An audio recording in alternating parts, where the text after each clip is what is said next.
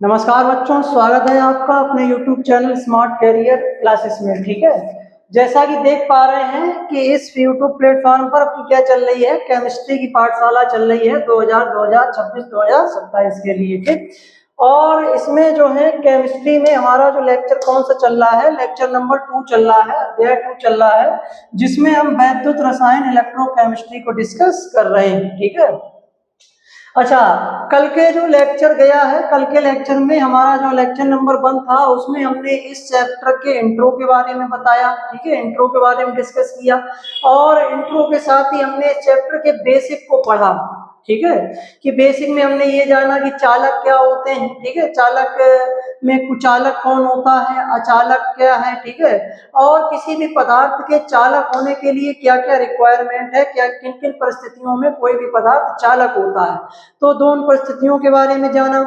उसके बाद हमने वैद्युत चालकों के प्रकार के बारे में जाना कि 2 प्रकार के होते हैं, एक होते हैं इलेक्ट्रॉनिक चालक, एक होते हैं आयनिक चालक। उसके बाद दोनों में अंतर को पढ़ा और दैनिक जीवन से संबंधित जो कुछ प्रश्न बनते थे हमारे आसपास सराउंडिंग में जो केमिस्ट्री मौजूद है, तो उसको हमने रीड आउट पढ़ा, मतलब उसको हमने पढ़ा। आज के इस लेक्चर में हम क्या क्या डिस्कस करेंगे, देखें। आज की जो ये जो लेक्चर है, आज की क्लास है, बहुत महत्वपूर्ण होने वाली है। ठीक है, तो सभी बच्चे अपनी कॉपी पेन उठा के सावधानी पूर्वक बैठ जाए, मन को एकाग्र करें। ठीक है, और केयरफुली हमारे द्वारा बताई जाने वाली बातों को सुने, क्योंकि यहीं से चैप्टर की एक्चुअल में शुरुआत हो रही है। ठीक है, तो देखें आज हम क्या पढ़ेंगे, चालकत्व पढ़ेंगे कि चालकत्व क्या होता है, कंडक्टेंस क्या है, एंड विशिष्ट चालकत्व, स्पेसिफिक कंडक्टेंस या कंडक्टिविटी क्या है। ठीक है, तो आज के लेक्चर में जानेंगे। इसके साथ साथ चालकता को या चालकत्व को प्रभावित करने वाले कारकों के बारे में जानेंगे। प्रतिरोध क्या होता है, रेसिस्टेंस क्या है, और विशिष्ट प्रतिरोध या विशेष प्रतिरोध क्या है, स्पेसिफिक रेसिस्टेंस क्या है। ठीक है, तो आज की क्लास में इन सब चीजों को हम डिस्कस करेंगे। ठीक, चलें। अच्छा, जो बच्चे पहली बार इस प्लेटफॉर्म पर आए हैं तो उनको हम बता देना चाहेंगे कि इस लेक्चर की ये आज की दूसरी क्लास है। तो सबसे पहले पहला क्लास देखें, उसके बाद ये देखें। इस पूरे चैप्टर की प्लेलिस्ट उपलब्ध होगी। ठीक है, जैसे जैसे क्लास यहाँ पे हम लेंगे, अटेंड करेंगे, वैसे वैसे वो लेक्चर्स जो है प्लेलिस्ट में ऐड कर दिए जाएंगे। तो ऐड होने वाले बच्चे जब चाहें अपनी इच्छा अनुसार जो है उन क्लासों को देख सकते हैं, अटेंड कर सकते हैं और अपने हैंड राइटिंग नोट्स जो है खुद ही बना सकते हैं। ठीक है, चलें। अच्छा, स्टार्ट करते हैं आज की इस क्लास को।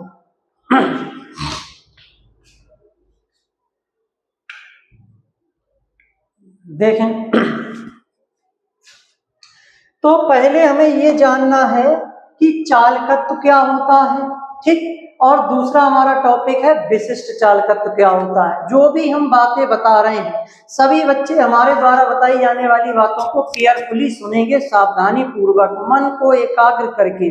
जरा सा भी मन हटेगा नहीं, दुर्घटना तुरंत घट जाएगी। ठीक है, हालांकि जहां पर हम जो भी बताएंगे वह दोनों तरीके से बताएंगे, वैज्ञानिक तरीके से भी बताएंगे, सरल तरीकों से भी समझाएंगे, साथ ही साथ यहाँ पर हम कुछ अपनी तरफ से बेहतरीन उदाहरण भी देंगे। तो किसी भी प्रकार की कोई डाउट रहने की या घबराने की जरूरत नहीं है। केमिस्ट्री बहुत सरल होने वाली है, केमिस्ट्री बहुत सरल होने वाली है। केमिस्ट्री कोई हुआ नहीं कि मतलब हुआ है इससे डर लगता है, समझ में नहीं आती, नहीं। केमिस्ट्री को इस तरीके से डील किया जा रहा है कि केमिस्ट्री बहुत सरल हो जाएगी।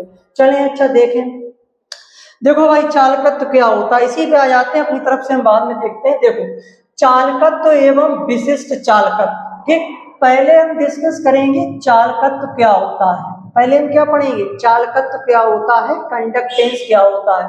अगर चालकत्व को सही से समझ लिया, केयरफुली हमारी बातों को सही से सुना समझा, तो विशिष्ट चालकत्व भी बहुत जल्दी समझ में आ जाएगा। कुछ नहीं, बस अर्थ चालकत्व को सही से समझो कि चालकत्व क्या है। ठीक, चलें। अच्छा, पहले हम चालकत्व को समझेंगे। देखो, चालकत्व यानी कि कंडक्टेंस, चालकत्व यानी कि कंडक्टेंस। देखो भाई, क्या है, किसी वैद्युत अपघट्य यानी कि इलेक्ट्रोलाइट के विलयन में उपस्थित सभी आयनों द्वारा विद्युत धारा को प्रवाहित करने की क्षमता को, यानी कि कैपेसिटी को, उस विलयन की चालकत्व कहते हैं या उस विलयन का चालकत्व कहते हैं। आई बात समझ में?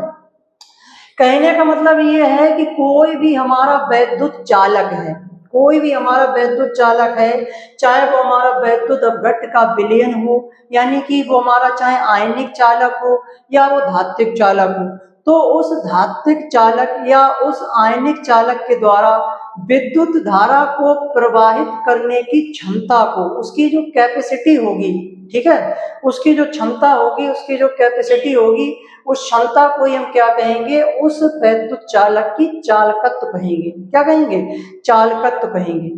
आई बात समझ में? अच्छा, कुछ किताबों में चालकत्व को चालकता भी कहा गया है। क्या कहा गया है? चालकता भी कहा गया है। तो इस बात को कंफ्यूजन में नहीं लेना है कि क्या सर चालकत्व या चालकता अलग अलग होती है, तो कहने मतलब इनको हम एक कह सकते हैं। असल में होता क्या है, जैसे ज्यादातर किताबों में लिखा गया है चालकत्व एवं विशिष्ट चालकत्व, तो जो चालकत्व है उसको कह दिया गया है कंडक्टेंस, और जो विशिष्ट प्रकार का चालकत्व है जिसको आगे हम डिस्कस करेंगे वो है विशिष्ट चालकत्व। ठीक। अच्छा, कुछ किताबों में यहाँ पे चालकत्व को चालकता कहा गया है। क्या कहा गया है? चालकता। तो जब अब इसको चालकता कह रहे हैं तो फिर हमें इसको विशिष्ट चालकता कहना होगा, विशिष्ट चालकता कहना होगा। ठीक, तो ये बात ध्यान रखो, तो किसी भी प्रकार का कंफ्यूजन नहीं होना चाहिए। तो सर हमने जो है कंडक्टेंस की चालकत्व की परिभाषा क्या समझी कि किसी भी वैद्युत चालक, चाहे वो इलेक्ट्रॉनिक चालक हो चाहे वो आयनिक चालक हो, तो किसी भी इलेक्ट्रॉनिक या आयनिक चालक के द्वारा विद्युत धारा को प्रवाहित करने की क्षमता को, कैपेसिटी को, उस चालक की क्या कहेंगे? चालकता या चालकत्व कहेंगे, कंडक्टेंस कहेंगे। आई बात समझ में? तो इतना ध्यान रखना है। देखो, अच्छा, यहाँ पे जो परिभाषा दी गई है वो वैद्युत अपघट्ट के विलयन के रूप, मतलब वैद्युत अपघट्ट को विलयन को आधार बना के दी गई है। यहाँ पे जो परिभाषा दी गई है वो धात्विक चालक के रूप में सरल परिभाषा दी गई है। देखो, किसी धातु के तार में से विद्युत धारा यानी कि करंट जितनी आसानी से प्रवाहित होती है, बस उसको ही हम क्या कहते हैं? धात्विक चालक का चालकत्व कहते हैं, यानी कि कंडक्टेंस कहते हैं। तो बात वही है, ठीक है, घुमा फिर आगे परिभाषा दोनों में एप्लीकेबल है, चाहे हमारा धात्विक चालक हो या हमारा वैद्युत अपघटनी चालक हो, दोनों में वही है। सामान्य शब्दों में समझ ले कि किसी भी चालक के द्वारा विद्युत धारा को प्रवाहित करने की क्षमता को, उस पदार्थ की क्या कहेंगे? चालकत्व कहेंगे, चालकता कहेंगे, कंडक्टेंस कहेंगे। ठीक, बस तो इतना ध्यान रखिए, ज्यादा नहीं। दैनिक जीवन का उदाहरण समझ लें। देखो, यदि आपके पास एक ताबे यानी कि कॉपर का एक तार है और एक लोहे का तार है, तो ताबे के तार में करंट ज्यादा आसानी से बहता है। ये बात तो जानते ही हैं कि जो ताबे का तार होता है, जो कॉपर का तार होता है, वो विद्युत का अच्छा चालक है, यानी कि सुचालक है। तो उस ताबे के तार में लोहे की तार की तुलना में विद्युत धारा आसानी से प्रवाहित हो जाती है। ठीक, तो हम कह सकते हैं कि तांबे के तार का चालकत्व ज्यादा है। भाई, तांबे के तार का चालकत्व ज्यादा है, क्यों? क्योंकि उसमें विद्युत धारा आसानी से प्रवाहित हो रही है, तीव्रता से प्रवाहित हो रही है, तो इसीलिए वो एक मतलब उसका चालकत्व ज्यादा है, उसका कंडक्टेंस ज्यादा है। ठीक, इसीलिए हम कहेंगे कि तांबे के तार का चालकत्व लोहे के तार से अधिक है। ठीक, चलें। अच्छा, तो ये एक उदाहरण हो गया सामान्य जीवन का। देखो, तो ये चालकत्व की परिभाषा हो गई, इस परिभाषा को समझ लेना है, इसी को याद कर लेना है और उसी को ही लिख देना है। ठीक, अच्छा, अब ध्यान रखो, चालकत्व को हम कैपिटल जी या कैपिटल सी से प्रदर्शित करते हैं। ये बात अपने दिमाग में बैठा लें, क्योंकि आगे इससे न्यूमेरिकल बनेंगे, इसका जो सूत्र बनेगा उसको बार बार यूज में लेंगे। तो प्रत्येक बच्चे को पता होना चाहिए कि चालकत्व को हम कैपिटल जी या कैपिटल सी से प्रदर्शित करते हैं। ठीक, अच्छा, इसका मात्रक बहुत इंपॉर्टेंट है। इसका जो मात्रक होता है, ये बोर्ड परीक्षा में जो बहुविकल्पी क्वेश्चन आते हैं, जो एमसीक्यू आते हैं, तो उनमें इसका मात्रक पूछा जाता है। और ये मात्रक जो होते हैं ये मेमोरी बेस्ड हैं, हर एक बच्चे को, पढ़ने वाले बच्चे को याद करने होंगे। ये स्वयं एक बच्चे की जिम्मेदारी है जो इस लेक्चर को देख रहा है। हमारा काम है केवल इस मात्रक को बता देना, अब उस बच्चे की जिम्मेदारी है कि वो बच्चा उसको याद करे। ठीक है, हम तो यहाँ बता देंगे। अब ऐसे हम बहुत सी चीजें बताएंगे, जैसे विशिष्ट चालकत्व बताएंगे तो उसका भी मात्रक होगा, प्रतिरोध बताएंगे उसका भी मात्रक बताएंगे, विशिष्ट प्रतिरोध होगा उसका भी बताएंगे। तो कई सारे मात्रक हो जाएंगे इस चैप्टर में। ये बच्चों की जिम्मेदारी होगी, हमारा काम है बताना, समझा देना कि कैसे होता है, याद करने की जिम्मेदारी बच्चों की है, ठीक है। तो इसका देखो भाई मात्रक क्या होता है, इसका मात्रक होता है ओम की घात -1। इसका मात्रक क्या होता है, ओम की घात -1। देखो ओम का जो चिन्ह होता है, ओम का साइन वो लगभग ऐसा बनाते हैं, ठीक। ओम जो मात्रक होता है वो प्रतिरोध का होता है, आगे प्रतिरोध पढ़ेंगे तो उसमें जानेंगे। तो ये हमने ओम बना दिया, ओम के ऊपर -1 की घात लगा दी, ये किसका मात्रक हो गया, ये चालकत्व का हो गया। अच्छा, इसका एक मात्रक म्हो भी होता है, क्या होता है, म्हो, अथवा इसका मात्रक सीमेंस भी होता है। तो इसके 3 मात्रक हैं, तीनों मात्रक याद रखो, पहला ओम की घात -1, दूसरा म्हो और तीसरा सीमेंस, ठीक है। जब भी हम यूज करेंगे, जैसे हम इसका जैसे कोई भी आंकिक क्वेश्चन आया, उसमें चालकत्व पूछा गया, चालकत्व को हमने फार्मूला यूज करके उसकी वैल्यू निकाल ली, तो उस वैल्यू के पीछे हम क्या लिखेंगे, ये मात्रक लिखेंगे। जैसे मान के चलो हमने 27 वैल्यू निकाली कैलकुलेट करके समझाने के लिए, तो इसके पीछे इसका मात्रक लिख देंगे। कैसे लिखेंगे, ऐसे करके ओम बनाएंगे और इसके ऊपर -1 लगा देंगे। ऐसे नहीं लिखेंगे तो हम म्हो लिख देंगे, ठीक है। म्हो जो हम लिखते हैं वो हिंदी में ही लिख देते हैं ऐसे करके, मतलब इंग्लिश में ही MHO या ऐसे करके लिख देंगे, ऐसे बना देंगे, तो विद मात्रक के साथ लिखा जाएगा। तो इसलिए कह रहे हैं कि जो भी आंकिक प्रश्न आएंगे उसमें मात्रक के साथ आंसर लिखे जाते हैं, तो इसलिए ये याद करने मात्रक बहुत जरूरी है, ठीक। तो इनको याद करना।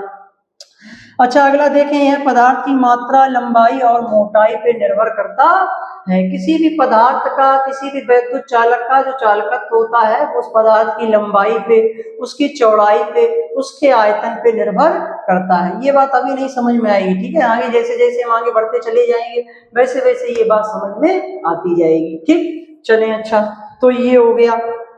अच्छा, और क्या कह रहे हैं, जिस पदार्थ में विद्युत धारा आसानी से प्रवाहित होती है उसका चालकत्व अधिक होता है। भाई सीधी सीधी सी बात है, चालकत्व का मतलब विद्युत धारा को प्रवाहित करने की क्षमता, जिसकी क्षमता ज्यादा होगी हम कहते हैं उसका चालकत्व ज्यादा होगा। जैसे तांबे के तार का चालकत्व ज्यादा है तो हमने कहा तांबे का तार अच्छा सुचालक है, उसकी चालकत्व ज्यादा है, उसके जी का मान ज्यादा है, ठीक। तो भाई यह बात यहाँ पर नोट करके लिखी गई है। अच्छा, ये जो है एक चित्र बना हुआ है, ठीक। चालकत्व को, मतलब चालकत्व का जो सूत्र है इसको अभी हम आगे देखेंगे, ठीक है, यहाँ का रहने दें। चलो, अच्छा, स्क्रीनशॉट ले लें, उसके बाद हम आगे बढ़ते हैं। जो भी यहाँ पे बातें लिखी गई हैं बेहतरीन तरीके से यहाँ पे लिखी गई हैं, ठीक है। किसी भी प्रकार की चीजों को यहाँ से एलिमिनेट करने की जरूरत नहीं है, ठीक है। जो भी लिखा है हमने अच्छी तरीके से टाइप करवाया है कंप्यूटर ग्राफिक्स की सहायता से। चलें, अच्छा, अब देखें चालकता। यहाँ पे ये जो बात बताएंगे, यहाँ पे थोड़ा हम जो गणितीय रूप में भी आगे बढ़ेंगे, क्योंकि इन चीजों को भी जानना हमारे लिए बहुत जरूरी है, क्योंकि हमें आंकिक प्रश्न भी सॉल्व करने हैं, कई सारे आंकिक प्रश्न पूछे जाते हैं। देखो, हमेशा ध्यान रखो कि जो चालकत्व होता है, चालकत्व को हम किससे प्रदर्शित कर रहे हैं, चालकत्व को हम प्रदर्शित कर रहे हैं, चालकत्व को हम किससे प्रदर्शित कर रहे हैं, चालकत्व को हम प्रदर्शित कर रहे हैं जी से। किससे प्रदर्शित कर रहे हैं, जी से। तो जी जो होता है, चालकत्व सदैव प्रतिरोध के व्युत्क्रमानुपाती होता है। ये बात गांठ बांध लो, ये बात गांठ बांध लो। तो हम कहेंगे चालकत्व यानी कि जो जी है वो सदैव प्रतिरोध आर के व्युत्क्रमानुपाती होगा। तो इनवर्स रिलेशन में ऐसा चिन्ह लगाएंगे और 1 क्या लिख देंगे, आर लिख देंगे, क्योंकि जो चीज व्युत्क्रम में होती है उसको 1 में लिखा जाता है। इसका मतलब क्या हो गया कि चालकत्व जी सदैव प्रतिरोध आर के व्युत्क्रमानुपाती होता है, उल्टा होता है। और इसी आधार पर हम क्या कर देते हैं, इसको परिभाषित भी कर देते हैं चालकत्व को।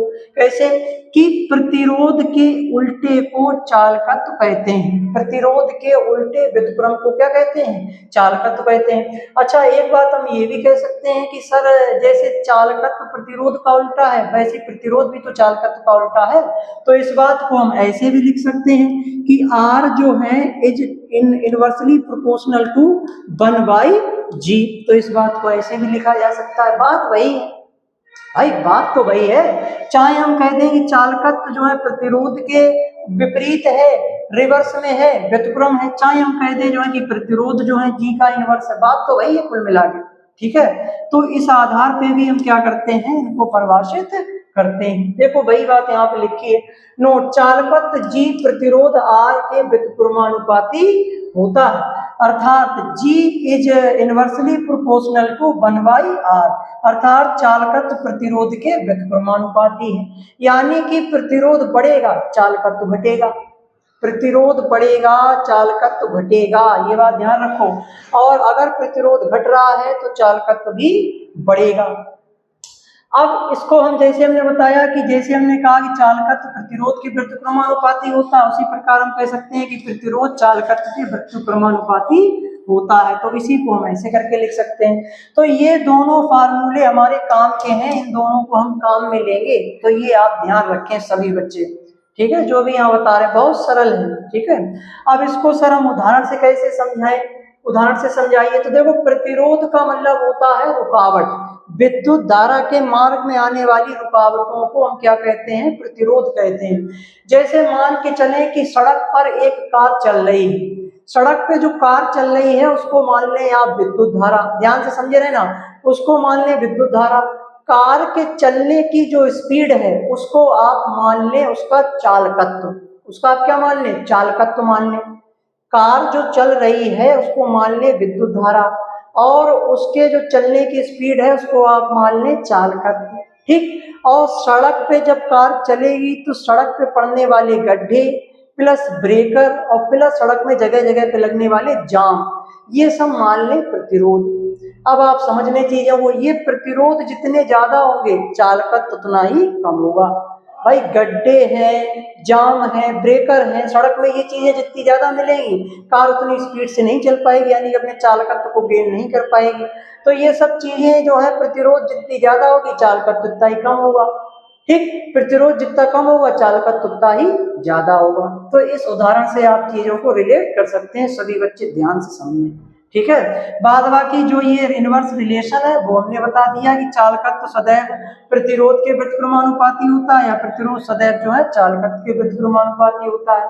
अच्छा, कुछ किताबों में यहाँ जी की जगह सी लिया गया है, तो इस बात को कंफ्यूजन में ना लेना कि सर ने यहाँ जी क्यों बता दिया है, यहाँ तो सी दे रखा है। तो नो डाउट, ठीक है, आप यहाँ जी की जगह सी भी ले सकते हैं, ठीक है, आप यहाँ सी लिख लें, कोई दिक्कत नहीं है। अगर आपकी इच्छा सी लिखने की, जी की जगह सी यूज कर लें, ठीक है, हमने यहाँ पे जी यूज कर लिया है, ठीक।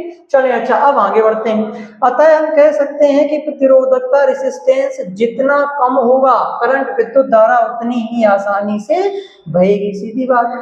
यानी कि ये सड़क पे पड़ने वाले गड्ढे हैं, ब्रेकर्स हैं, जाम हैं, जितने कम होंगे करंट यानी कि विद्युत धारा उतनी ही तेजी से बहेगी, गाड़ी उतनी ही तेजी से चलेगी। इसी आसानी के स्तर को हम क्या कहते हैं, चालकत्व कहते हैं, जी कहते हैं या सी कहते हैं, ठीक।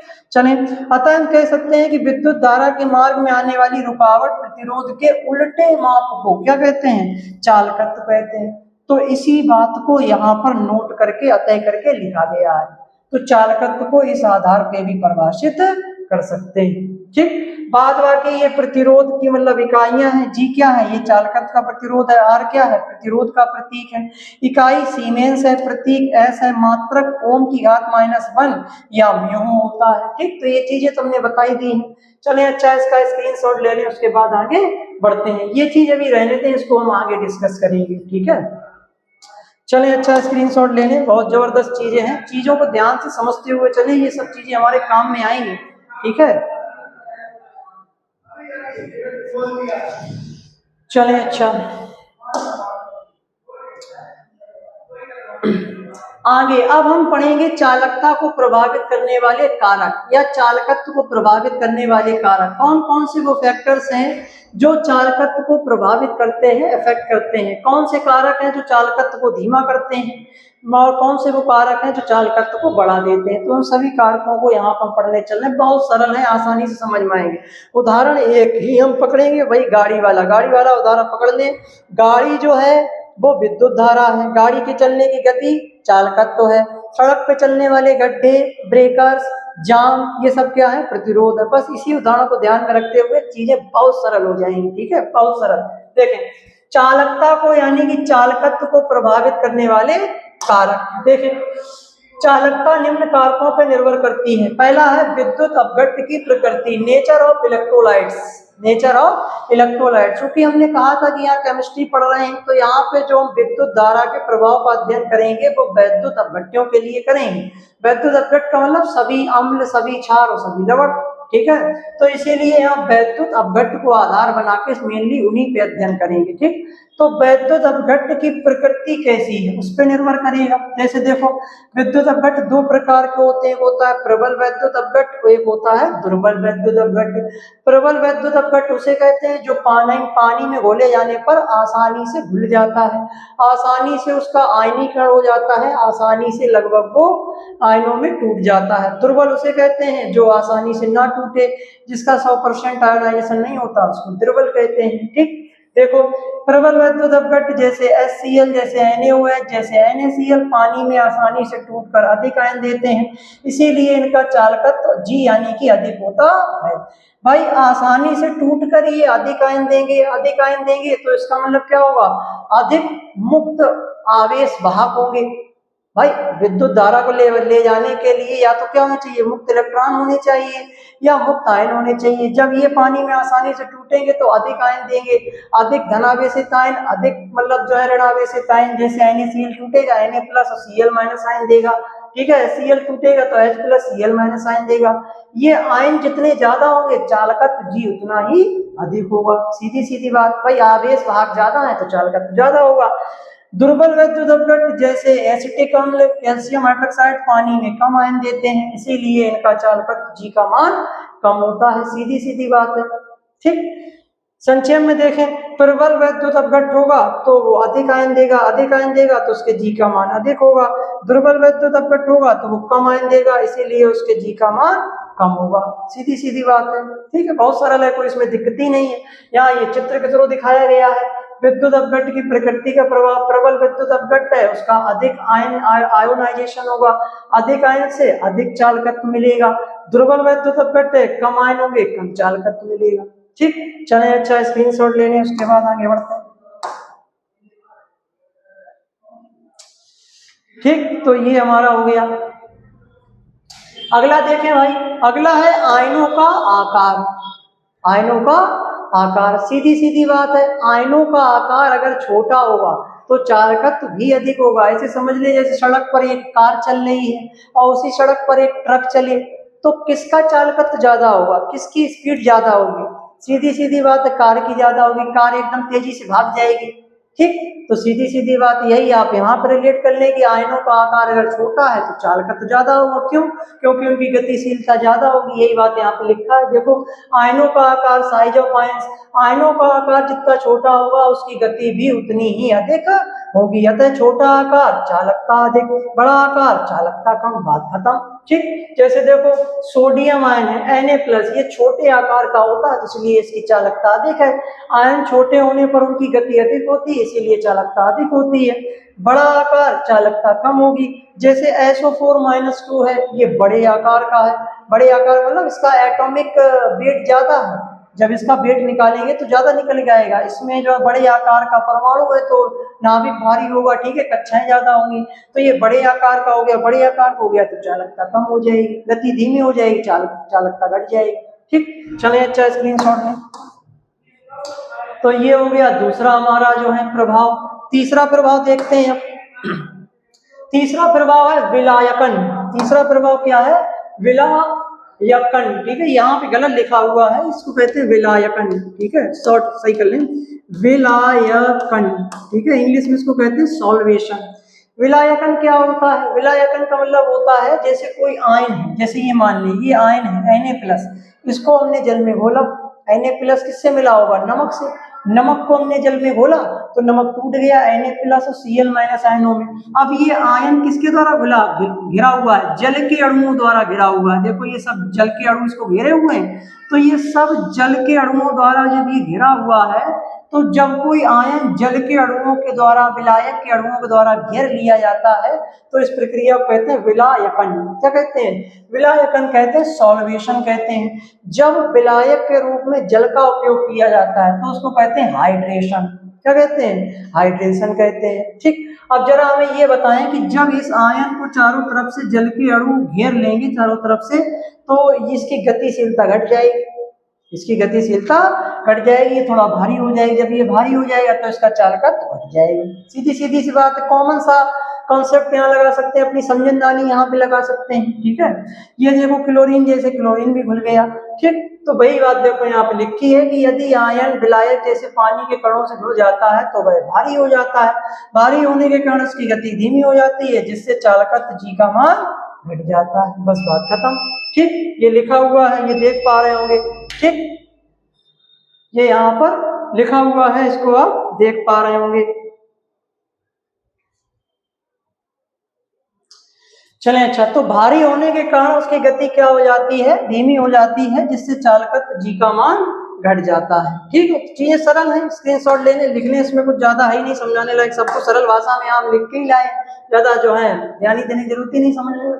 अगला देखें, विलायक की श्यानता। विलायक की श्यानता समझ ले, देखो श्यानता को मतलब आप ऐसे समझ ले गाढ़ेपन से। ठीक है, जैसे जो हमने विलयन तैयार किया है, उस विलयन की अगर वो ज्यादा गाढ़ा है तो गाढ़े होने की कंडीशन में अणु जो है ज्यादा गति नहीं कर पाएंगे। अगर विलयन हमारा कैसा होगा, तनु होगा, पतला होगा, डाइल्यूट होगा, तो ऐसी कंडीशन में क्या होगा, हमारे जो आयंस होंगे उनकी गतिशीलता बढ़ जाएगी। गतिशीलता बढ़ेगी तो चालकत्व तो आसानी से बढ़ जाएगा, सीधी सीधी सी बात है।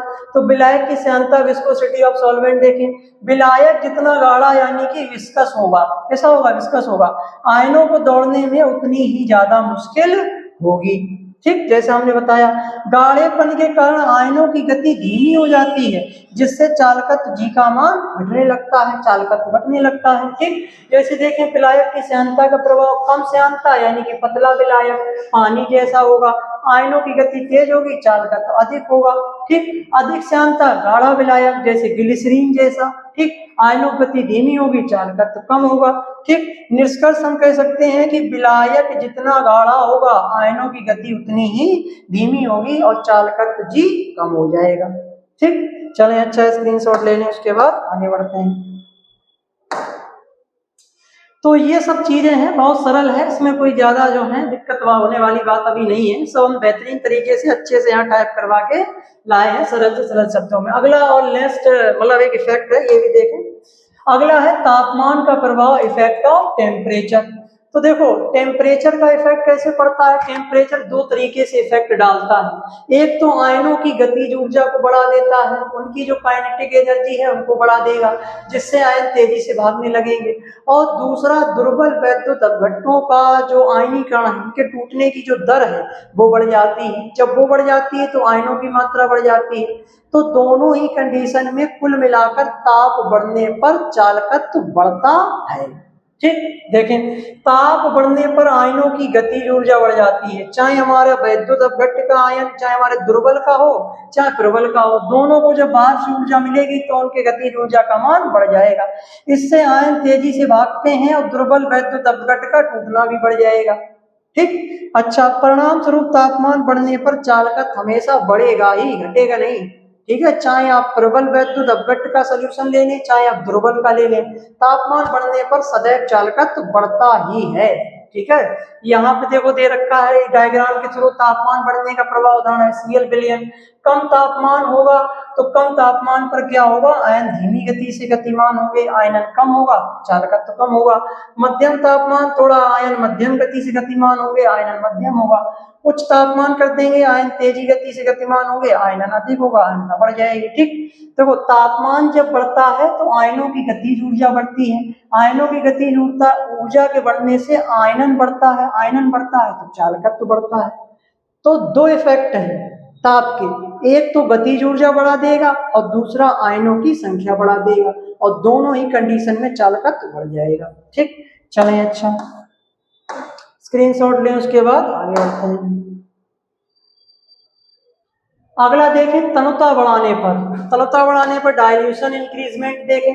तनुता जानते हैं क्या होता है, जैसे कोई भी हमने सोल्यूशन बनाया है, बनाने के बाद उसमें पानी मिला दें, पहले हमने एक गिलास मिला दिया, तनु कर दिया, और फिर एक गिलास मिला दिया और तनु कर दिया, तो किसी विलयन में जब हम लगातार पानी को मिला रहे हैं तो इसका मतलब हम तनुता बढ़ा रहे हैं। तनुता को भी हम पढ़ेंगे क्लास में, इसमें जानेंगे तनुता क्या होती है, अनंत तनुता क्या है, सीमांत मोलर चालकता क्या है, ये सब चीजें आगे आ रही हैं। ठीक है, बात सत्य जो भी हम यहाँ पढ़ा रहे हैं ध्यान से, ठीक है, केयरफुली सुनते रहें, समझते रहें चीजों को, अपनी समझदारी को विकसित करें। यहाँ पे रटने वाला कॉन्सेप्ट नहीं रहा। ठीक है, कक्षा 6, 7, 8 में थे तो चीजों को हम रट लेते थे, याद कर लेते थे, लेकिन यहाँ पर अब रटने की जरूरत नहीं रट पाएंगे। ठीक है, किताबें ये मोटी हो गई, पहले किताब विज्ञान कितनी मोटी थी, अब इतनी मोटी हो गई, 3 किताबें बन गई। ठीक है, तो समझें चीजों को। ठीक है, इससे इंटरेस्ट भी जागेगा, पढ़ाई में आनंद मिलेगा। ठीक है, तो पढ़ाई से आनंद लें। ठीक है, पढ़ाई से भी आनंद लिया जा सकता है, जैसा कि हमने यहाँ पर बताया। चलें अच्छा टॉपिक पे ही आ जाएं। ये सब बातें भी जो है बाद में करेंगे, किसी दिन टाइम निकालेंगे, टाइम का थोड़ा जो है इशू रहता है। चलें अच्छा, तो तनुता बढ़ाने पर डाइल्यूशन इंक्रीजमेंट, तनुता समझ गए, तनुता पानी मिलाने पर विलयन का आयतन बढ़ जाता है, जिससे आयनों के घूमने के लिए खुली जगह मिल जाती है, इसीलिए चालकत्व जी हमेशा बढ़ता है। तनुता बढ़ाओ इसका मतलब जो है विलायक की अणु संख्या बढ़ेगी, आयतन बढ़ेगा तो आयनों को घूमने के लिए ज्यादा स्पेस मिलेगा, चालकत्व बढ़ेगा। ठीक, नोट, पानी मिलाने पर कुल चालकत्व तो बढ़ता है, यहाँ पे ये बात बहुत इंपॉर्टेंट दे रखी है। ठीक है, देखो नोट करके, जो चीजें इंपॉर्टेंट होती है उसमें हम पहले ही से स्टार लगा देते हैं, तो ऐसे स्टार लगा के लिखना अपनी कॉपी में। ठीक है, ये बहुत जरूरी है, ये काम आएंगी, ये न्यूमेरिकल्स में काम आएंगी, ये पूछी जाती हैं। ठीक है, तो इसलिए हम नोट करके लिखवाते हैं। तो पानी मिलाने पर कुल चालकत्व तो बढ़ता है, ठीक है, ये बात ध्यान रखना, लेकिन प्रति ml आयनों की संख्या घटने के कारण जो विशिष्ट चालकत्व है, जो कंडक्टिविटी है, वो घट जाती है। अभी यहाँ पर आप बच्चे इतना ध्यान रखो कि तनुता बढ़ाने पर चालकत्व बढ़ता है, जी का मान बढ़ता है, लेकिन विशिष्ट जो चालकत्व होता है, जो स्पेसिफिक कंडक्टेंस होता है या जो कंडक्टिविटी होती है, जिसको अभी हम पढ़ने चल रहे हैं, जिसको हम कप्पा से रिप्रेजेंट करते हैं, ठीक है, वो घटता है। ये बात पूछी जाती है, ये बात अभी समझ नहीं आएगी, इसको आप केवल समझ लें। अभी ध्यान रखें कि तनुता बढ़ाने पर चालकत्व बढ़ता है और विशिष्ट चालकत्व घटता है, बस बात खत्म, हमारे ऊपर छोड़ दें, हम बस समझा देंगे बाद में। अभी केवल इतना ध्यान रखें, जितना हमने बता दिया उतना करें। ठीक, ये बात हम आगे समझा देंगे, क्यों अभी हम समझा नहीं पाएंगे, क्योंकि अभी हमने विशिष्ट चालकत्व ही नहीं बताया है कि विशिष्ट चालकत्व क्या होता है, तो हम समझा ही नहीं पाएंगे, कितना भी प्रयास कर लें। ठीक, इस बात को आगे बताएंगे, ये बात दोबारा पढ़ने को मिलेगी। ठीक, देखो यहाँ पे तनुता पानी मिलाने से चालकत्व में परिवर्तन, कम तनुता कम पानी मिला, ठीक है, आयनों के बीच दूरी कम होगी, घूमने की जगह कम होगी, चालकत्व कम होगा। पानी मिलाने पर अधिक तनुता, यानी कि पानी मिला दिया, आयनों के बीच दूरी अधिक होगी, घूमने की अधिक जगह मिलेगी। ठीक, तो हम कह सकते हैं तनुता बढ़ाने पर आयतन बढ़ता है, आयनों को घूमने के लिए खुली जगह मिलती है, चालकत्व जी हमेशा बढ़ता है। ठीक, बस स्क्रीनशॉट ले लें, आगे बढ़ते हैं।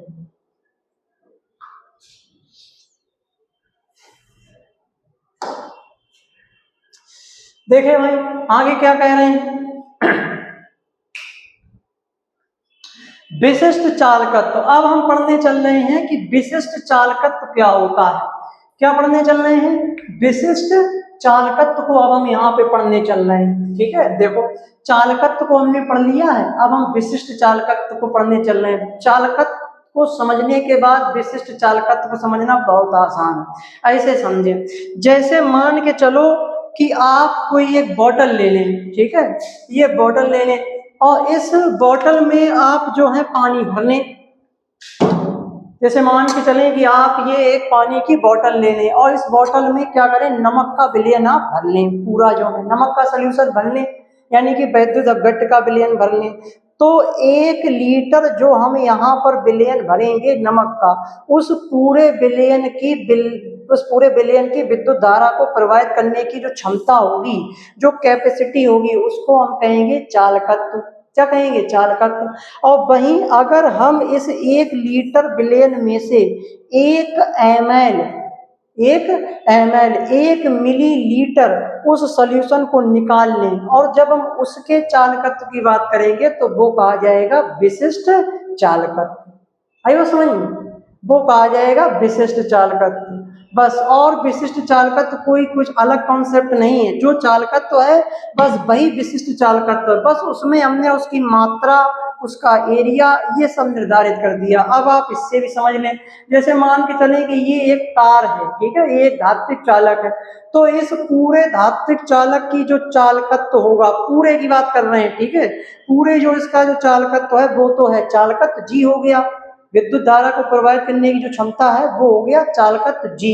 और वहीं अगर हम इतने थोड़े एरिया ले लें, 1 वर्ग सेंटीमीटर ले लें या 1 घन सेंटीमीटर ले लें, ठीक है, तो 1 वर्ग सेंटीमीटर या 1 घन सेंटीमीटर के चालकत्व की जब हम बात करेंगे तो उसको कहेंगे विशिष्ट चालकत्व। क्या कहेंगे?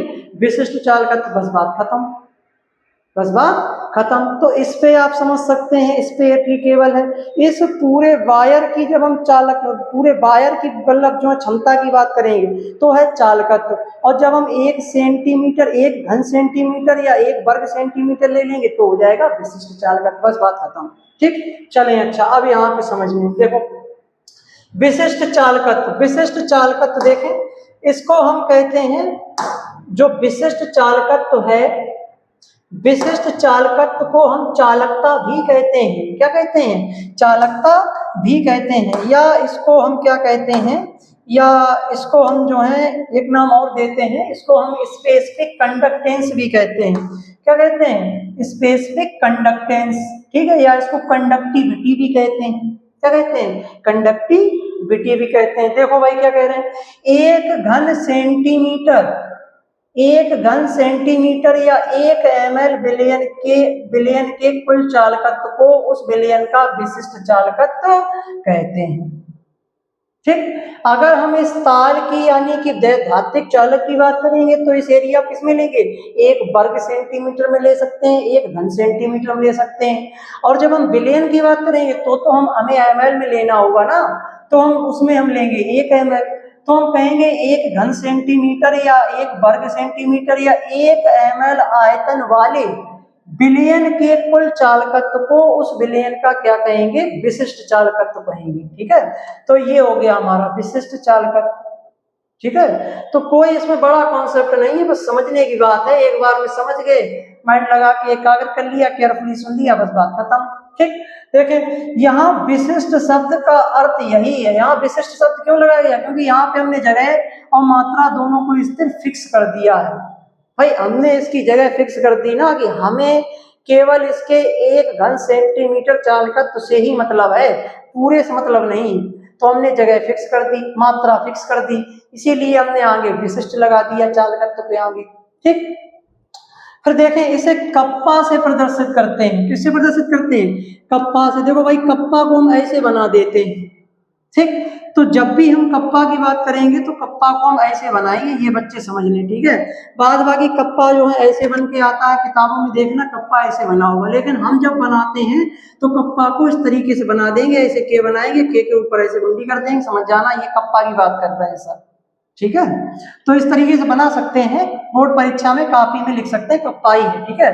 अच्छा, कुछ लोग जो है मतलब कप्पा को ऐसे भी बनाते हैं, तो ऐसे भी बना सकते हो कप्पा को, ठीक है, तो ऐसे बना सकते हो कप्पा, कोई दिक्कत नहीं, ठीक। तो इसको किससे प्रदर्शित करते हैं? कप्पा से प्रदर्शित करते हैं।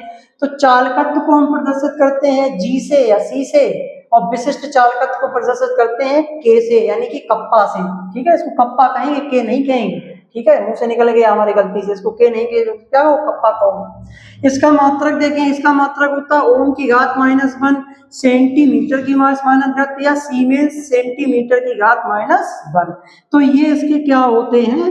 मात्रक होते हैं। या तो आप ये वाला मात्रक ध्यान रखें या आप ये वाला मात्रक ध्यान रखें, ठीक। पूछा जाता है बोर्ड परीक्षा में। और जब ये चालकत्व निकालेंगे कप्पा की प्रश्न में तो वैल्यू के साथ पीछे ही लगाना पड़ेगा, ठीक है। तो ये ध्यान रखना, ये याद करने की जिम्मेदारी बच्चों की है, ये तुम बच्चों को ही याद करना, हमारा काम केवल बताने का है। देखो, तो ये हो गया कप्पा। कप्पा समझ में आ गया? अगर ना समझ में आया हो तो एक बार वीडियो को पॉज करके दोबारा देख लेना, समझ में आ जाए, उदाहरण से समझाया। और फिर भी डाउट रहता है तो कमेंट में टाइप कर देना, दोबारा फिर समझा देंगे और प्रयास करेंगे समझाने के। बाद तो समझ में आ ही गया होगा, ऐसा हो ही नहीं सकता ना आया। फिर देखो, अब देखो, हमें विशिष्ट चालकता से रिलेटेड 2 चीजें ध्यान रखनी। क्या ध्यान रखनी? देखो, हमने नोट करके यहाँ लिखा कि विशिष्ट चालकत्व कप्पा विशिष्ट प्रतिरोध रो के व्युत्क्रमानुपाती होता है। ये बात ध्यान रखो। जिस तरीके से हमने ये बताया कि जो सर चालकत्व जो होता है वो प्रतिरोध का कैसा होता है, व्युत्क्रमानुपाती होता है। यही बात हमने बताई थी कि जिस प्रकार चालकत्व प्रतिरोध के व्युत्क्रमानुपाती होता है, ठीक उसी प्रकार विशिष्ट चालकत्व विशिष्ट प्रतिरोध के व्युत्क्रमानुपाती होता है। इस बात को गांठ बांध लें। अब सर ये विशिष्ट प्रतिरोध क्या होता है, तो आगे की क्लास में भी जानेंगे कि विशिष्ट प्रतिरोध क्या होता है। ठीक, तो हम क्या कहेंगे कि विशिष्ट चालकत्व यानी कि कप्पा, कप्पा जो है इनवर्सली प्रोपोर्शनल टू 1/ρ। ठीक है, विशिष्ट प्रतिरोध को हम रो से प्रदर्शित करते हैं, ऐसा स्मॉल p बना देते हैं। तो ये और ये लगभग एक ही है, बस यहाँ ये कहा गया है कि चालकत्व प्रतिरोध के व्युत्क्रमानुपाती है और यहाँ पे कहा गया है कि विशिष्ट चालकत्व विशिष्ट प्रतिरोध के व्युत्क्रमानुपाती है। ठीक, तो वही बात यहाँ पे नोट करके लिखी गई है। चलें, अच्छा देखो विशिष्ट चालकत्व क्या है, तो यहाँ पे ये डायग्राम के थ्रू बताया गया है कि जैसे 1 घन सेंटीमीटर या 1 ml बिलियन निकाल लें तो उस बिलियन का जो कुल चालकत्व होगा उसी को हम विशिष्ट चालकत्व कहेंगे। यहाँ पे हमने जगह स्थिर कर दी, मात्रा स्थिर कर दी, परिणाम कुल चालकत्व को अब हम कहेंगे विशिष्ट चालकत्व। इसका जो मात्रक है ये मात्रक लिखे हैं, ये मात्रक आपको याद करने होंगे। ठीक, चलें, अच्छा अब इसका स्क्रीनशॉट ले लें, ये बेहतरीन स्लाइड है, हमारे काम की है, फिर हम आगे बढ़ते हैं। चलें, अच्छा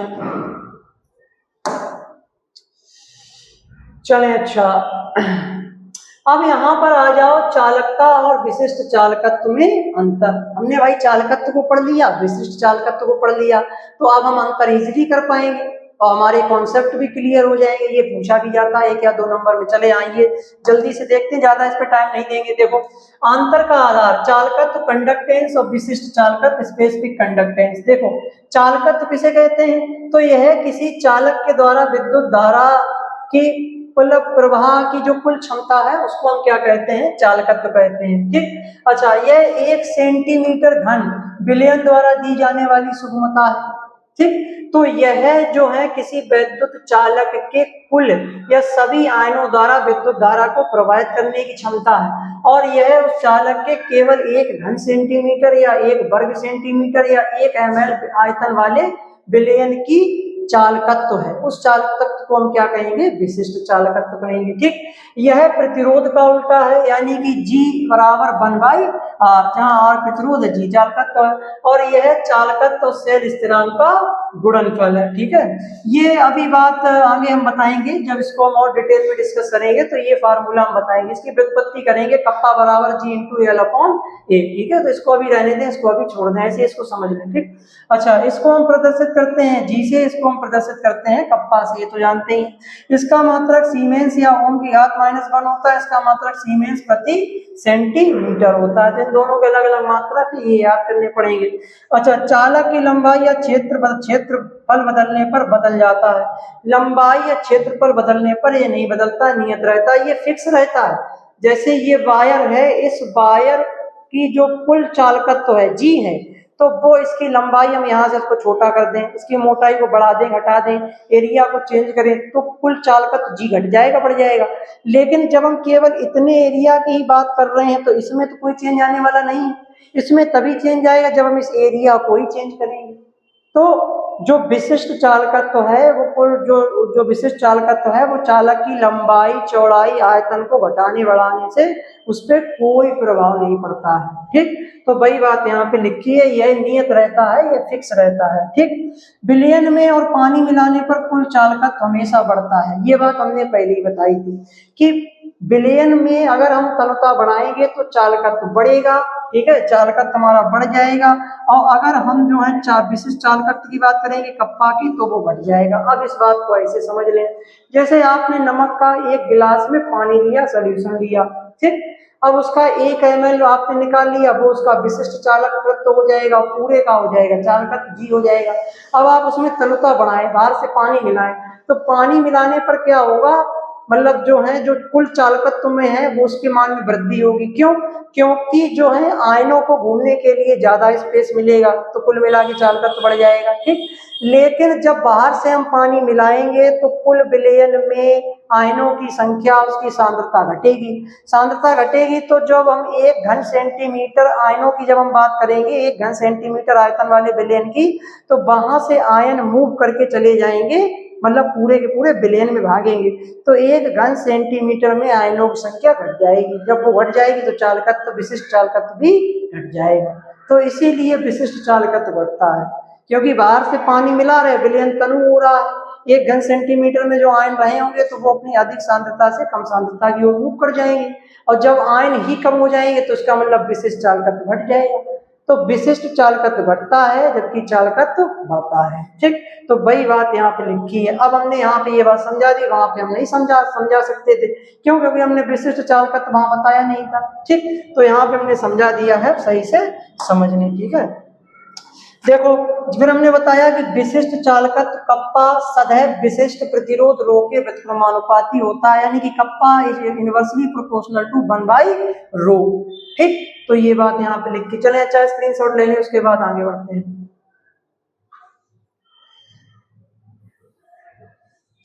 चलें, अच्छा देखें, अब आ जाते हैं प्रतिरोध तथा विशेष प्रतिरोध, रेसिस्टेंट एंड स्पेसिफिक रेसिस्टेंस। ठीक है, जैसे हमने चालकत्व पढ़ा, विशिष्ट चालकत्व पढ़ा, वैसे ही हम प्रतिरोध पढ़ेंगे, फिर हम विशिष्ट प्रतिरोध पढ़ लेंगे। बहुत सरल है, ठीक है, कुछ नहीं इसमें। जो देखो, प्रतिरोध को सीधे समझ लें, विद्युत धारा के मार्ग में आने वाली रुकावटें, और कुछ नहीं।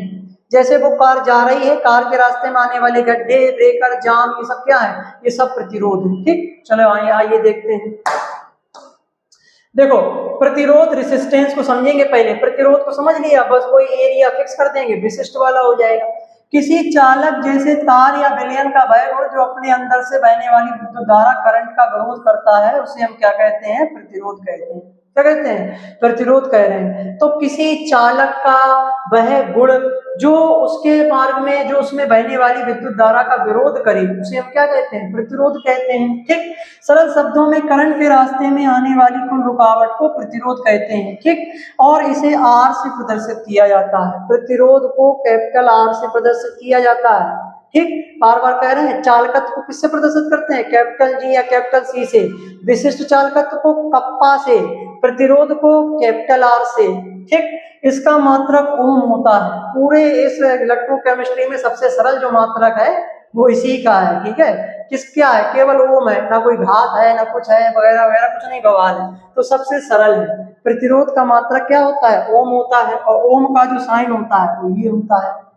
ठीक, तो ये इसका मात्रक हो गया, मात्रक याद कर लें इसका। ठीक, चलें, अच्छा फिर देखें, ये प्रतिरोध बल को समझने के लिए आरेख, लेकिन उससे पहले यहाँ पर एक ये समझ लें कि वह प्रतिरोध जिस पर 1 वोल्ट जो है 1 वोल्ट वोल्टेज देने पर 1 एम्पियर करंट प्रवाहित हो, उसे हम 1 ओम कहते हैं। ये यहाँ पे थोड़ी फिजिक्स की बात दे रखी है। ठीक है, यहाँ पे फिजिक्स की बातों को थोड़ा ऐड कर दिया गया है। ठीक, हालांकि जो प्रतिरोध होता है उसको अभी आगे डिस्कस करने चल रहे हैं कि प्रतिरोध जो होता है वो वोल्टेज और धारा के अनुपात को क्या कहते हैं? प्रतिरोध कहते हैं, उसके बराबर होता है। ठीक, तो यहाँ पे थोड़ी फिजिक्स की बात दे रखी है। अगर ये सब बातें बताने लगेंगे तो हम केमिस्ट्री से भटक जाएंगे, फिजिक्स की तरफ चले जाएंगे, तो उनको थोड़ा हम मतलब रोकते हैं, उनको वहां ज्यादा हमें नहीं जाना है। ठीक, यहाँ पे देखो लिखा भी है। ठीक है, प्रतिरोध R बराबर B/I।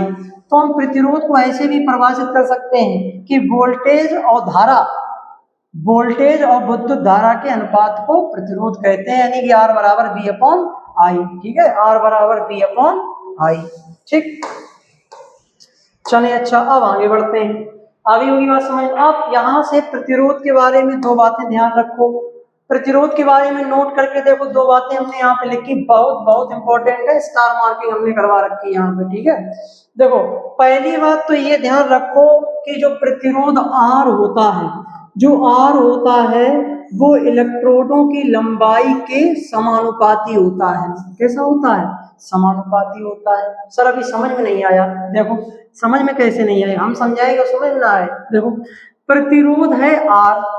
अब इलेक्ट्रोड क्या होते हैं? इलेक्ट्रोड को ऐसे समझो, सभी के घर में बैटरी या बैटरा होगी, नहीं होगा तो देखा तो होगा ही जो है। ठीक है, तो बैटरी में देखा होगा 2 इलेक्ट्रोड लगे रहते हैं। इलेक्ट्रोड मतलब 2, जिसमें 2 चिमटी लगाते हैं, एक प्लस वाला होता है, माइनस वाला होता है, समझ गए होंगे। तो वो जो चिमटी लगाने वाले जो पॉइंट होते हैं उनको इलेक्ट्रोड कहते हैं। एक प्लस वाला होता है, एक एनोड होता है, एक कैथोड होता है। इलेक्ट्रोड को आगे डिस्कस करेंगे, इसी चैप्टर में है, ठीक है, तो ज्यादा नहीं, केवल समझाने के लिए बताए दे रहे हैं, वो आगे डिटेल में डिस्कस करेंगे।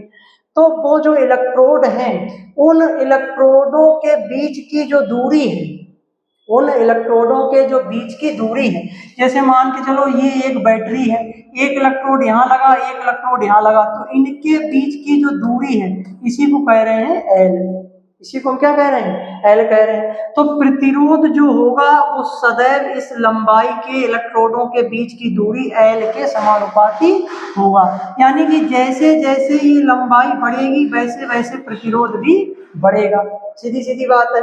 अब इसको उदाहरण से समझ लें। जैसे भाई कार वाला उदाहरण लें। कार क्या है? विद्युत धारा है। कार को हम लेके जा रहे हैं रोड पे, तो जैसे हमें 50 किलोमीटर गाड़ी लेके जानी है, ठीक है, तो प्रतिरोध कम मिलेगा, ठीक। और अगर हम वही गाड़ी जो है 100 किलोमीटर ले जाए, 100 किलोमीटर मिलने पर गड्ढे ज्यादा मिलेंगे, ब्रेकर ज्यादा मिलेंगे, जाम ज्यादा मिलेंगे, और यही सब चीजें तो प्रतिरोध है। तो गड्ढे ज्यादा मिल रहे हैं, जाम ज्यादा मिल रहे हैं, ब्रेकर ज्यादा मिल रहे हैं, यानी कि आर बढ़ रहा है। और ये कब बढ़ रहा है? जब लंबाई बढ़ रही है। तो जब लंबाई बढ़ेगी तो आर भी बढ़ेगा, लंबाई घटेगी, लंबाई कम होगी तो आर कम होगा। सीधी सीधी बात है, उदाहरण से समझ लो, ठीक है। भाई गाड़ी 50 किलोमीटर लेके जा रहे हो तो कम प्रतिरोध मिलेगा, भाई गाड़ी तुम 100 किलोमीटर लेके जाओ तो ज्यादा प्रतिरोध मिलेगा। तो क्या लंबाई ही तो हमने बढ़ा दी, भाई दूरी ही तो हमने बढ़ा दी, तो दूरी बढ़ी तो आर बढ़ा। तो वही बात यहाँ पे लिख रखी है, समझ लो। अर्थात आर जो है समानुपाती जो है, R is directly proportional to I, वो एल, सॉरी एल। सरल शब्दों में चालक के तथा इलेक्ट्रोडों के बीच की दूरी जितनी अधिक होगी, करंट के रास्ते में रुकावट प्रतिरोध उतनी ही अधिक होगी। ये दूरी जितनी ज्यादा होगी प्रतिरोध उतना ही ज्यादा होगा, प्रतिरोध उतना ही ज्यादा होगा, बस बात खत्म। छोटे तार का प्रतिरोध कम होता है जबकि लंबे तार का प्रतिरोध ज्यादा होता है। सीधी सीधी सी बात है, ठीक। छोटा तार लगाओगे मेन पावर सप्लाई से ले जाके जो जहाँ पे काम किया जा रहा है, लाइट जल रही है, छोटा तार होगा प्रतिरोध कम होगा। ज्यादा लंबाई तक तार खींच के ले जाओगे, ज्यादा प्रतिरोध होगा, ज्यादा बिजली खर्च होगी, ज्यादा दिक्कत आएगी, ठीक। चले, अच्छा, तो ये बात ध्यान रखने, गांठ बांध ले कि आर जो है is directly proportional to L, ठीक। भाई बात समझ। अब यहाँ पर इन्होंने क्या किया, यहाँ पे नियतांक ले आए। यहाँ पर इन्होंने ये किया कि आर जो है ये प्रोपोर्शनल का चिन्ह हटाया, इन्होंने बराबर का चिन्ह लगाया, और यहाँ पे क्या ले आए, एक नियतांक ले आए, रो ले आए, विशिष्ट प्रतिरोध ले आए, ठीक है। और यहाँ पर ये एल हो ही जाएगा, ठीक। तो आर बराबर रो इंटू एल, जहाँ पी जो है चालक की प्रतिरोधकता हो गई, रेसिस्टेंसी हो गई रो, ठीक है, यह एक स्थिरांक है, ठीक। चले, अच्छा, दूसरा नोट करके हमने यहाँ बात देखो क्या ले रखी है कि प्रतिरोध आर जो होता है वो सदैव इन्हीं इलेक्ट्रोडों के अनुप्रस्थ काट के क्षेत्रफल यानी कि एरिया के व्युत्क्रमानुपाती होता है। मतलब ये इलेक्ट्रोडों की, ये आप इलेक्ट्रोड देख रहे हैं, ये इलेक्ट्रोड, इन इलेक्ट्रोडों का जो ये जो एरिया है, ये जो इनका क्षेत्रफल है, इनका जो अनुप्रस्थ काट का क्षेत्रफल है, एरिया है, ये एरिया जितना ज्यादा होगा प्रतिरोध उतना ही कम होगा। समझ रहे हैं? नहीं समझे? उदाहरण समझो। जैसे एक वो कार है, वही वाली कार उदाहरण लेके समझो, वही समझ जाओ आसानी। कार को जो है एक पतली सड़क से लेके जाओ, सकरी गली से लेके जाओ, तो रुकावटें ज्यादा आएंगी, ठीक। और उसी कार को हाईवे से लेके जाओ तो क्या होगा, रुकावटें कम आएगी, कार एकदम सीधी भागती हुई चली जाए, कोई रुकावट ही नहीं मिलेगी। तो हमने क्या बढ़ा दी, हमने चौड़ाई ही तो बढ़ा दी, एरिया ही तो बढ़ा दिया, क्षेत्रफल ही तो बढ़ा दिया, तभी तो चालकत्व बढ़ा, तभी तो प्रतिरोध घट गया, प्रतिरोध घटा, चालकत्व बढ़ा, ठीक है। तो कहने का मतलब प्रतिरोध जो होता है वो सदैव जो है अनुप्रस्थ काट के क्षेत्रफल एरिया के व्युत्क्रमानुपाती होता है। अगर एरिया बढ़ेगा तो प्रतिरोध घटेगा, एरिया अगर कम होगा तो प्रतिरोध ज्यादा होगा, सीधी सीधी बात है, ठीक। तो इसको हम कैसे लिखते हैं मालूम है? इसके लिए जो फार्मूला यूज करेंगे तो हम कहेंगे कि आर जो है is inversely proportional to 1/a। A का मतलब एरिया, क्षेत्रफल, ठीक है, एरिया, ठीक। तो ये हो गया। देखो भाई बात इसमें लिखी है, प्रतिरोध आर जो है चालक के अनुप्रस्थ काट के क्षेत्रफल ए अर्थात उसके मोटाई के व्युत्क्रमानुपाती होता है। जैसा कि हमने बताया कि ये जो हमने यहाँ पे जैसे इलेक्ट्रोड लगाया, इलेक्ट्रोड तो हमने थोड़ा मोटा कर दिया, तो ये जो यहाँ पे इसका जो एरिया होगा, ये जितना ज्यादा होगा, इलेक्ट्रोड जितने चौड़े लगे होंगे बैटरी बैटराम, उतना ही ज्यादा उसका प्रतिरोध कम होगा, इसीलिए कम लगाए जाते हैं, इसीलिए मतलब ये चौड़े लगाए जाते हैं, मोटे लगाए जाते हैं बैटराम में, ठीक है। अर्थात हम कह सकते हैं कि R जो है वो is inversely proportional to 1/a। अच्छा, यहाँ पर हम क्या करते हैं कि ये जो इनवर्स का चिन्ह है इसको हटा के बराबर का चिन्ह लगाएंगे, यहाँ पर लेके आएंगे एक नियतांक जिसको कहेंगे रो, और रो के साथ सदैव आता है L/A, L/A, ठीक। अब ये L/A क्यों आता है ये अभी हम आगे समझाएंगे। रो का मतलब होता है विशिष्ट प्रतिरोध, विशिष्ट प्रतिरोध में हम क्या कर देंगे, उसकी लंबाई उसका क्षेत्रफल दोनों फिक्स कर देंगे, तो उसकी लंबाई भी आएगी साथ साथ एरिया भी आएगी, इसीलिए हम L/A कर देंगे। अब यहाँ इस फॉर्मूला A पहले से था, इसलिए एक को हटा के हम यहाँ L ले आए, ठीक। तो ये हमारा फार्मूला जो है ये वाला बन जाएगा। ये फार्मूला बहुत काम का है, इसको हम आगे काम में लेंगे, ध्यान रखना इसे, ठीक है। चलें, अच्छा, असल सरल शब्दों में तार जितना मोटा होगा क्षेत्रफल उतना ही कैसा होगा, अधिक होगा, उसका प्रतिरोध उतना ही कम होगा, जबकि तार जितना पतला होगा उसका प्रतिरोध उतना ही कम होगा, ठीक। ये फार्मूला विशेष तौर पे ध्यान रखें कि R जो है इनवर्सली प्रोपोर्शनल टू 1/a या R बराबर रो इंटू L/A, ये वाला फार्मूला काम में लेंगे, ठीक है। ज्यादातर अभी आगे काम में लेंगे R बराबर रो इंटू L/A, ठीक है। तो ये फार्मूला हमारा काम का है, ठीक। चलें, अच्छा, स्क्रीनशॉट ले लें। किसी भी प्रकार का कोई डाउट हो, जब भी वीडियो देखें बच्चे कमेंट पास करें, हमारे पास कमेंट आएगा उसको रीड करेंगे, तो आगे आने वाले वीडियो में जब भी वीडियो लेंगे तो उस बात को हम डिस्कस कर लेंगे, ठीक है। चलें, अच्छा, स्क्रीनशॉट ले लें, उसके बाद हम आगे बढ़ते हैं, ठीक। तो ये दो चीजें ध्यान रखें, कौन कौन सा, एक तो ध्यान रखें कि R जो है वो डायरेक्टली प्रोपोर्शनल टू मतलब रो इंटू L, ठीक है। एक तो ये फार्मूला ध्यान रखें, ठीक। दूसरा फार्मूला ये ध्यान रखें कि R जो है directly inversely proportional to rho into L/A, दूसरा फार्मूला ये ध्यान रखें, दोनों ही फार्मूले हमारे काम के हैं, ठीक। चलें, अच्छा, स्क्रीनशॉट ले लें, उसके बाद आगे बढ़ते हैं।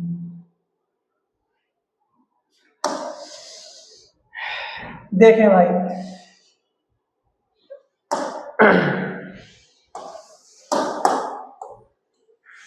अब यहाँ पे देखो प्रश्न दे रखा है, प्रश्न लगा हुआ है यहाँ पर, एक प्रश्न हमने यहाँ पे लगाया, देखो भाई प्रश्न क्या कह रहे हैं, देखो प्रश्न समझो, यहाँ पे पूछते हैं ये प्रश्न कभी कभार 1 या 2 नंबर, देखो कि तावे कॉपर के पतले तार की तुलना में उसी लंबाई के मोटे तार में करंट आसानी से क्यों बहता है। अभी बात हमने बताई नहीं बताई कि जो मोटे तार में क्या है, मोटे तार में उसकी जो है चौड़ाई बढ़ गई, और जब उसकी चौड़ाई बढ़ गई तो ऐसी कंडीशन में प्रतिरोध घट जाएगा, प्रतिरोध घट जाएगा तो उसको क्या होगा, चालकत्व का मान बढ़ जाएगा, चालकता बढ़ जाएगी, ठीक है। यही वाला फार्मूला अभी हमने बताया कि R जो है inversely directly proportional to 1/a, ठीक है। तो ये हमने बताया, नहीं ये उसका है, क्या नाम, ये तो उसका क्या नाम, एरिया का है, ठीक है। एरिया को लेके तो इनवर्स रिलेशन में होता है, ठीक है। यहाँ किसकी बात की गई, लंबाई की बात की गई, तो डायरेक्टली वाला प्रोपोर्शनल वाला ये वाला फार्मूला लगेगा, ठीक है। देखो ऐसा इसलिए होता है क्योंकि तार का प्रतिरोध उसकी मोटाई क्षेत्रफल के व्युत्क्रमानुपाती होता है, एरिया वाला, यानी कि जो R है वो इनवर्सली प्रोपोर्शनल है 1/a के, ये जितना ज्यादा होगा ये उतना ही कम होगा, ठीक। तार जितना मोटा होगा उसका प्रतिरोध, रुकावट उतनी ही कम होगी, रुकावट कम होने से उसका चालकत्व बढ़ जाता है और करंट बहुत आसानी से बहता है। सरल शब्दों में जैसे पतली गली की तुलना में चौड़ी सड़क पर गाड़ियां आसानी से दौड़ती हैं, वैसे मोटे तार में करंट आसानी से दौड़ता है, समझ रहे हैं। ये देखो गाड़ियों वाला एक चित्र भी यहाँ पे लगा रखा है कि अगर पतली मतलब सकरी गली है तो सकरी गली में गाड़ियां कम आसानी से चलती हैं, अपनी स्पीड नहीं बढ़ा पाती, वहीं अगर सड़क चौड़ी है तो गाड़ियां अधिक आसानी से चलती हैं, तेजी से चलती हैं, ठीक। चलें, अच्छा, स्क्रीनशॉट ले लें, उसके बाद आगे बढ़ते हैं। अगला देखिए, वोल्टेज तथा धारा का प्रतिरोध से संबंध, ठीक है। ये संबंध हालांकि जनरली पूछते तो नहीं है, लेकिन इसको भी जान लो क्योंकि ये काम का है। तो हमने बताया कि जो क्या नाम जो R होता है, R बराबर B/I, ये ध्यान रखें आप, ये संबंध होता है। प्रतिरोध का वोल्टेज B और विद्युत धारा I से क्या संबंध है, तो हम कहेंगे कि प्रतिरोध वोल्टेज और विद्युत धारा के अनुपात होती है। इस आधार पर हम प्रतिरोध को परिभाषित भी कर सकते हैं कि वोल्टेज तथा विद्युत धारा के अनुपात को प्रतिरोध कहते हैं। तो ये हमारा फार्मूला हो गया काम का, ठीक। अच्छा, इसमें वोल्टेज जानते हैं, वोल्टेज क्या होता है? वोल्टेज का मतलब होता है वो वैद्युत बल जिसकी वजह से इलेक्ट्रॉन या आयन तेजी से एक ही दिशा में दौड़ रहे हैं, और मुक्त इलेक्ट्रॉनों का या मुक्त आयनों का एक ही दिशा में तेजी से दौड़ना, ये विद्युत धारा का प्रवाह है। तो उनको दौड़ाने के लिए बाहर से हमने क्या क्या बात है, एक भारी जो है मतलब वैद्युत बल चाहिए। उस भारी वैद्युत बल को हम कहते हैं वोल्टेज। क्या कहते हैं? वोल्टेज कहते हैं। फिजिक्स में इसको पढ़ते हैं, फिजिक्स में वोल्टेज पढ़ते हैं, विद्युत धारा वगैरह पढ़ते हैं, तो इसी सब चीजों में पढ़ा जाता है। तो वो तो फिजिक्स का टॉपिक है, तो उसको फिजिक्स में पढ़ते हैं डीप में, ठीक। तो देखो, वोल्टेज V और धारा I के अनुपात को ही प्रतिरोध कहते हैं, R बराबर V/I।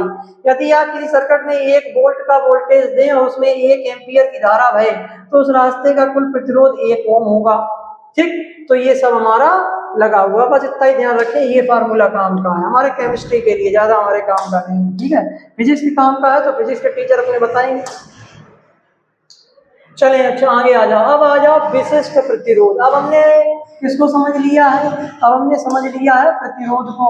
तो विशिष्ट प्रतिरोध को समझना हमारे लिए बहुत आसान है। विशिष्ट प्रतिरोध को भी हम आसानी से समझ लेंगे। यहाँ पे सही कर लेना, ठीक है, थोड़ी मिस्टेक है। विशिष्ट प्रतिरोध, स्पेसिफिक रेसिस्टेंट या रेसिस्टिविटी, ठीक है। देखो, जैसे हम क्या करें, ये हमारा चालक तार, वही उदाहरण ले लें। इस चालक तार में 1 सेंटीमीटर या 1 मीटर लंबाई वाले, यानी कि एकांक लंबाई और एकांक क्षेत्रफल, यानी कि एकांक एरिया वाले चालक के प्रतिरोध को हम क्या कहेंगे? उसका विशिष्ट प्रतिरोध कह देंगे। इस पूरे तार की जो प्रतिरोधकता है वो तो प्रतिरोध है ही है, आर है, जो रुकावटें हैं वो इसके पूरे लिए आर है। लेकिन अगर हम इसका 1 मीटर निकाल लें, 1 सेंटीमीटर निकाल लें एरिया, या 1 घन सेंटीमीटर और 1 वर्ग सेंटीमीटर एरिया की बात करें, तो उतने एरिया में जो रुकावट होगी, जो प्रतिरोध होगा, उसको हम क्या कह देंगे? विशिष्ट प्रतिरोध कह देंगे। बस बात खत्म, ठीक। तो विशिष्ट क्यों लगाया? क्यों? यहाँ पे हमने स्पेस और मात्रा दोनों ही निर्धारित कर दी। तो एकांक लंबाई यूनिट लेंथ और एकांक क्षेत्रफल यूनिट एरिया वाले चालक के प्रतिरोध को उसका क्या कहेंगे? विशिष्ट प्रतिरोध कहेंगे। विशिष्ट प्रतिरोध को रो से प्रदर्शित करते हैं। किससे प्रदर्शित करते हैं? रो से। देखो, 1 सेंटीमीटर लंबे और 1 वर्ग सेंटीमीटर मोटाई वाले तार या विलयन के प्रतिरोध को ही उसका विशिष्ट प्रतिरोध कहते हैं। बस बात खत्म, इतना ध्यान रखें। एक परिभाषा ये भी दे सकते हैं जो हमने बताई, एकांक लंबाई यूनिट लेंथ और एकांक क्षेत्रफल यूनिट एरिया वाले चालक के प्रतिरोध को उसका विशिष्ट प्रतिरोध कहते हैं। बहुत बढ़िया परिभाषा यहाँ पे सरल से सरल शब्दों में दे रखी, ठीक है। तो इनको लिख लें। इसको किससे प्रदर्शित करते हैं? इसको रो से प्रदर्शित करते हैं। ऐसे करके हम बना देते हैं, ठीक है, ऐसे करके बना देते हैं, इसको रो से प्रदर्शित करते हैं, ठीक है। ये ध्यान रखना। इसका मात्रक ओम सेंटीमीटर होता है। क्या होता है? ओम सेंटीमीटर। तो अभी तक हमने 4 मात्रक पढ़ लिए हैं, तो चारों मात्राओं को याद करने की जिम्मेदारी बच्चों की है। ये 4 मात्रक याद करेंगे। किसका पढ़ा? चालकत्व का पढ़ा, विशिष्ट चालकत्व का पढ़ा, प्रतिरोध का पढ़ा, विशिष्ट प्रतिरोध का पढ़ा। 4 मात्रक पढ़ लिए, तो ये 4 याद करने पड़ेंगे, आगे अभी और आएंगे, ठीक है। तो ये हो गया हमारा मात्रक नोट। अब देखो, जो विशिष्ट प्रतिरोध होता है, विशिष्ट प्रतिरोध किसी भी चालक की लंबाई L या उसके क्षेत्रफल मोटाई के समानुपाती या व्युत्क्रमानुपाती नहीं होता है। भाई ये चालक है, इस पूरे चालक की, इस तार की हम लंबाई को घटा दें, बढ़ा दें, इसको छोटा कर दें, काट पीट के इसको पतला कर दें, इसको काट के, तो क्या विशिष्ट प्रतिरोध पे प्रभाव पड़ेगा? जब तक कि जितना एरिया हमने निर्धारित किया उसमें हम कोई छेड़छाड़ नहीं करेंगे, उसमें बदलाव नहीं करेंगे, तब तक तो कोई प्रभाव नहीं पड़ेगा। तो जो विशिष्ट चालकत्व होता है वो लंबाई L और एरिया A से स्वतंत्र होता है, उससे मतलब उस पर निर्भर नहीं होता है, ठीक है। तो वही बात यहाँ पे नोट करके हमने यहाँ पे लिखवा रखी है। देखो, तार को लंबा करने, छोटा करने, मोटा या पतला करने से विशिष्ट प्रतिरोध पर कोई फर्क नहीं पड़ता है, अर्थात यह तार के आकार से पूरी तरह से स्वतंत्र होता है, ठीक। इसको चाहे आप छोटा करो, पतला करो, मोटा करो, ठीक है, प्रतिरोध पर, विशिष्ट प्रतिरोध पे इसके कोई प्रभाव नहीं पड़ने वाला है, ठीक। देखो यहाँ पे और मतलब अच्छे तरीके से दे रखा है विशिष्ट परिभाषा। 1 वर्ग सेंटीमीटर ले लिया। 1 वर्ग सेंटीमीटर इसका जो प्रतिरोध होगा उसको हम कहेंगे विशिष्ट प्रतिरोध रो। ठीक, चले अच्छा। अतः यहाँ पे देखो एक बात लिखी गई है, अतः विशिष्ट प्रतिरोध रो चालक की भौतिक प्रकृति पर निर्भर करता है, ना कि उसके आकार, लंबाई या क्षेत्रफल पे। बहुत इंपॉर्टेंट यहाँ पे बात दे रखी, इस बात को इंपॉर्टेंट करके लिख लें। ठीक है, ये जो बात यहाँ पे दे रखी इसी बात को यहाँ लिखा गया अलग तरीके से, ये और ये एक ही है लगभग। ठीक है, चलें अच्छा स्क्रीनशॉट ले लें, उसके बाद हम आगे बढ़ते हैं। ठीक, विशिष्ट प्रतिरोध का जो फार्मूला है यहाँ पे हम आगे चल के बताएंगे, इसको अभी यहाँ पे रहने दें। ठीक है, विशिष्ट प्रतिरोध के फार्मूले को। ठीक है, आगे आ जाओ। अब हमने क्या पढ़ लिया सर? प्रतिरोध हमने पढ़ लिया, विशिष्ट प्रतिरोध पढ़ लिया। अब दोनों में अंतर कर लें, जैसे चालकत्व पढ़ा, विशिष्ट चालकत्व पढ़ा, फिर अंतर कर लिया, वैसे यहाँ पे अंतर कर लो। देखो भाई, प्रतिरोध यह विद्युत धारा के मार्ग में आने वाली कुल रुकावट की माप है। इसके टोटल जो रुकावट आएंगी वो है प्रतिरोध, और इसमें एरिया निर्धारित कर लें, 1 सेंटीमीटर या 1 मीटर या 1 वर्ग सेंटीमीटर या 1 घन सेंटीमीटर। मोटे टुकड़े में जो रुकावट होगी उसको कहेंगे विशिष्ट प्रतिरोध। ठीक, आकार का प्रभाव, तार को लंबा या पतला करने पर प्रतिरोध का मान बदल जाता है। इसको हम यहाँ से काट दें, छोटा कर दें, ठीक है, तो इसको पतला या मोटा करने पर, ठीक है, इसका एरिया घटाने पर इसका मान बदल जाता है। तार को लंबा या पतला करने पर इसका मान नहीं बदलता है, ये कैसा रहता है? नियत रहता है। विशिष्ट वाली चीजें नियत ही रहती हैं। ठीक है, मुख्य फार्मूला जो है ओम के नियम से, R बराबर V/I। ओम के नियम से, ये ओम का नियम है, मालूम है, फिजिक्स में ओम का नियम है ये। ठीक है, प्रतिरोध के सूत्र से देखें तो रो बराबर R/A/L। इस फार्मूले को आगे हम निकालेंगे, अभी हम केवल ये बता देंगे तो बच्चे कहेंगे ये सर कहाँ से फार्मूला आ गया, तो आगे इसको निकालेंगे, इसको ड्राइव करेंगे। ठीक है, ये फार्मूला कैसे आया, इसको R से प्रदर्शित करते हैं, इसको रो से प्रदर्शित करते हैं। इसका मात्रक ओम होता है, प्रतिरोध का सबसे सरल मात्रक है ओम, इसका मात्रक ओम सेंटीमीटर होता है, तो इसका केवल ओम, इसका ओम सेंटीमीटर। अगर हमने यहाँ पे मीटर में ले लें, अगर हम 1 सेंटीमीटर जगह 1 मीटर ले लें तो फिर हम लगाएंगे ओम मीटर। क्या लगाएंगे? ओम मीटर। तो प्रतिरोध का ओम और विशिष्ट प्रतिरोध का ओम सेंटीमीटर। दोनों फार्मूले याद हो गए, ऐसे याद कर लो, ऐसे याद बने रहेंगे। पदार्थ विकृति, या दो अलग अलग तावे के तारों के लिए अलग अलग हो सकता है यदि एक छोटा और एक बड़ा हो। यदि यह एक ही पदार्थ जैसे तावे के सभी छोटे बड़े तारों के लिए हमेशा एक समान रहेगा। क्यों भैया? लेंगे इतना ही, 1 सेंटीमीटर ही लेंगे, 1 वर्ग सेंटीमीटर ही लेंगे। जब हम फिक्स कर लेंगे उतना हिस्सा निकाल लेंगे नाप तोल, तो उसका तो उतना ही आएगा, चाहे तावे का हो, चाहे लोहे का हो, चाहे किसी का हो। ठीक, तो ये हमारा क्या हो गया, दोनों में अंतर हो गया। चलें अच्छा इसकी स्क्रीनशॉट ले लें।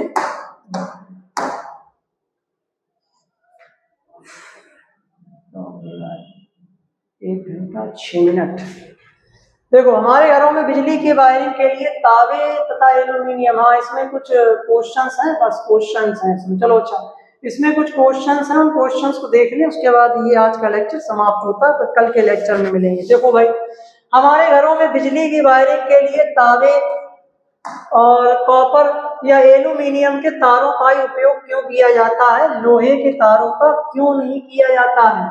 तो अभी हमने बात बताया था कि जो तावे का जो तार होता है उसका चालकत्व अच्छा होता है, उसमें प्रतिरोध कम होता है, प्रतिरोधकता के कम होने के कारण चालकत्व जी का मान अधिक होता है, जिस वजह से तावे की चालकता अधिक होती है। तावा जो है विद्युत धारा का अच्छा चालक है, सुचालक है, गुड कंडक्टर है, इसीलिए तावे के तार इस्तेमाल में लिए जाते हैं। जो भी बिजली के तार वगैरह आते हैं उसमें कौन से तार होते हैं? अंदर तावे के, लोहे के थोड़ी ना होते हैं।